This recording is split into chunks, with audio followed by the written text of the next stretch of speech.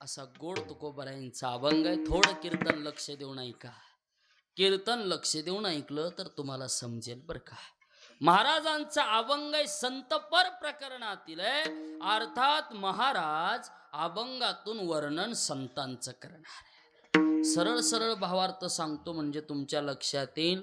महाराज म्हणतात कोणाला संत म्हणावं, ज्याचा असा भाव आहे की असा अनुभव आहे की जगातली प्रत्येक वस्तू सत्यत्वाने त्याला कोण दिसते, देव दिसते. अभंगाच्या पहिल्या चरणाचा अर्थ, ते खरे असे संत आहेत की ज्यांच्या जवळ देव राहतो. ते खरे संत आहेत की ज्यांच्या दर्शनाने पापाचं क्षालन होतं. अभंगाच्या दुसऱ्या चरणाचा अर्थ, महाराज म्हणतात ते संत असे आहेत की त्यांच्या जवळ काम नाही, क्रोध नाही आणि सगळ्या भूतांबद्दल समानता आहे. अभंगाच्या तिसऱ्या चरणाचा अर्थ, आणि महाराज म्हणतात विचार काय करता, अहो त्या संतातन देवात कसलाच भेद नाही. अभंगाच्या चौथ्या चरणाचा अर्थ. म्हणजे आता सगळ्या अभंगाचा अर्थ तुम्हाला मी सांगितलाय. आता कीर्तन सोडायला काही हरकत नाही. चारी चरण सुटले की आता नाही नाही, ह्या फक्त ठळक बातम्या होत्या. ह्या बातम्या आहेत ठळक आहेत, ठळक. ते टीव्हीवर येत आहे ना, ते काय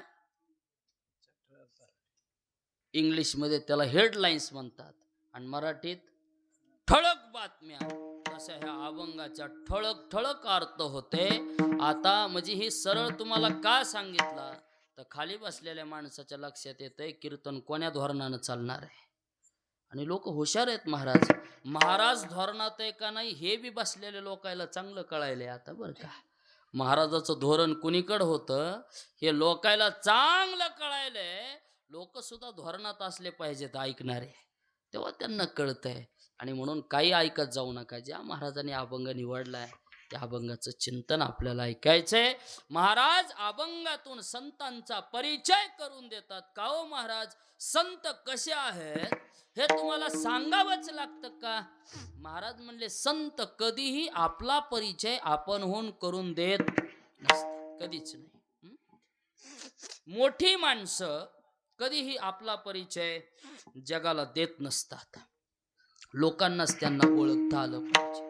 आणि मग अशा लोकांची सोय व्हावी म्हणून महाराज संतांची ओळख करून देतात. का हो महाराज, संत आम्हाला कळाले पाहिजेत याच्याकरता काही आम्हाला काही वेगळं यंत्र वापरलं पाहिजे का.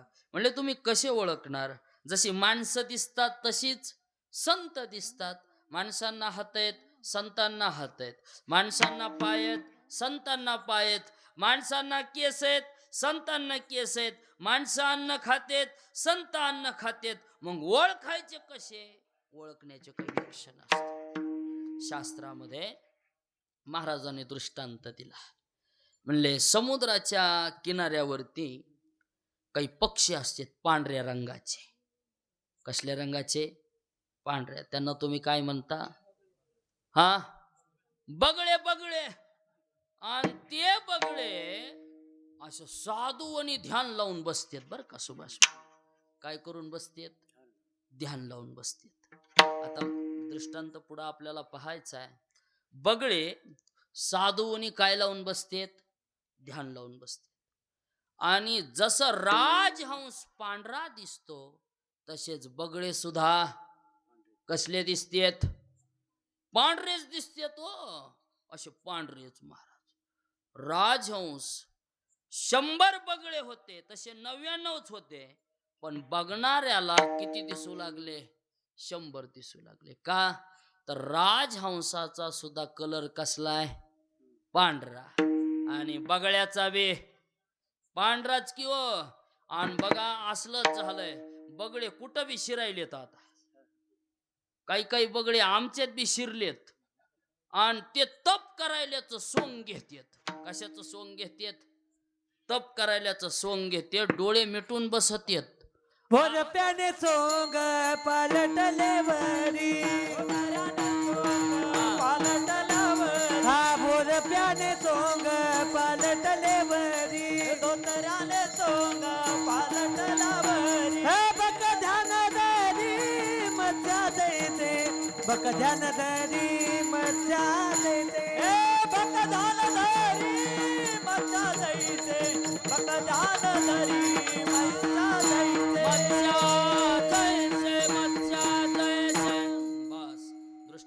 लक्षात ठेवा. जाता जाता दोन्हीचंही चिंतन करायचंय. बगळा बगळा रंग पांढरा आहे, राजहंस रंग झोपले नाही ना तुम्ही? रंग पांढराच आहे. बगळाही पांढरा दिसतो, राजहंसही पांढरा दिसतो, पण दोघांचं ध्येय वेगळं आहे. लक्षात येते ना तुमच्या? माणसंही संतासारखीच दिसतात, पण संतांचं ध्येय वेगळं आहे आणि माणसांचं ध्येय वेगळं आहे. बगळा ध्यान कराय बसलाय, पण त्याचं ध्यान कशाचं चाललंय? बक्क ध्यान धरी हा. दावी सोंग मच्छा मारी दावी सोंग मच्छा मारी दावी सोंग मच्छा ध्यान धरे डावी सोंग मच्छा मारी डावी सोंग मच्छा मारी डावी सोंग मच्छा मारी बक्क ध्यान धरी दावी सोंग मच्छा मारी दावी सोंग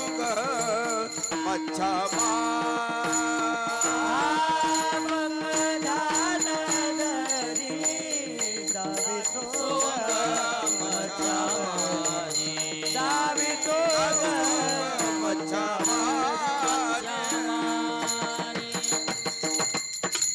बक्क ध्यान धरी दावी सोंग. कसलं सोंग दाखवितंय? ध्यानाचं. आणि मारितय काय?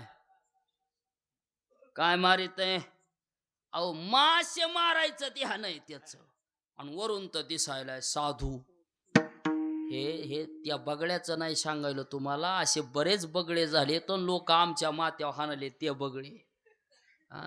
असले लय मोठे बगडे असतात, कुठं बी जा. कुणाचं सांगायला मी? बगड्याचं. हे बगळे असले कुठं बी झाले तर तुम्ही चांगल्या साधूकडे थोडेच जातात, तुम्ही बगड्याकडेच हात दाखवाय जातात. महाराज कुठं? बघा आमचा हात काय झालंय तुझ्या हाताला. हात दाखवून काय होणार आहे? हात ज्ञानोबरायांना दाखवा. हात तुमचे तुकोबरायांना दाखवा. तुमचे हात आमच्या नाथ महाराजाच्या भागवताला दाखवा. तुम्हाला जीवन जगताना एखादा प्रश्न आला असेल ना, तर तो प्रश्न तुम्ही कोण्या बाबा बुवाला विचारित बसू नका. तुम्ही तुमचा प्रश्न ज्ञानोबरायांच्या ज्ञानेश्वरीला विचारा. महाराज माझ्या जीवनात दुःख आलंय, करू काय? माऊली सांगतील तुम्हाला. माझ्या जीवनात संकट आहे, तुकोबराय सांगतील. ते होईलय काय? असले बगळे बक ध्यान करून बरेच बसलेत आणि ते असे मासे मारायलेत महाराज. आणि मासे मेले की लोक त्या राजहंसाला 99 बगळेत आणि 100वा कोण आहे? राजहंस आहे. पण लोक त्याची बी गणती कशात करायलेत? बगळ्यात करायलेत. आणि सहसा करून बगळे राजहंसाची ओळख लवकर होऊ देत नसतात, होऊ देत नाहीत महाराज.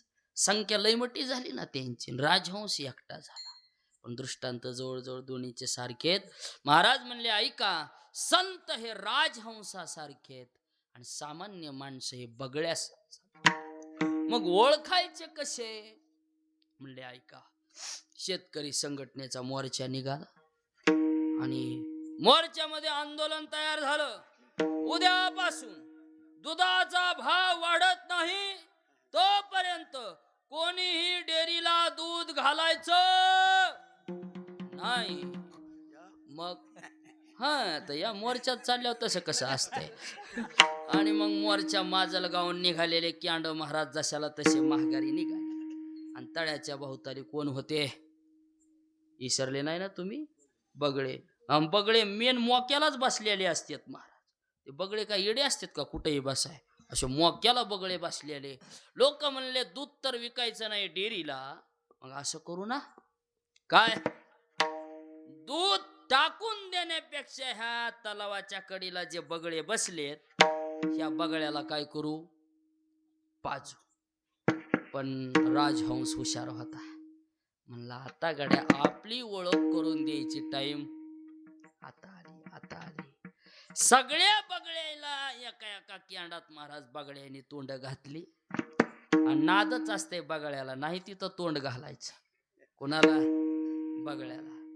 आणि बगळे असे असतात बघा, तुम्हाला सांगतो, कोण्याही पंक्तीला जेवत येते. सप्त्याच्या पंक्तीला असले तरी मोरल्या कडीला, आणि तिकड डामनांग डामनांगची पंगत नसते का तिकडची, तिकडे बी पंक्तीला बगळे पुढंच. बगड्याने पटकन तोंड घातले. राजहंस दमदार होता. राजहंस मागून आला, शिल्लक राहिलेल्या केंडात तोंड घातलं, पाणी शिल्लक ठेवलं, आणि दूध निवडी वेगाने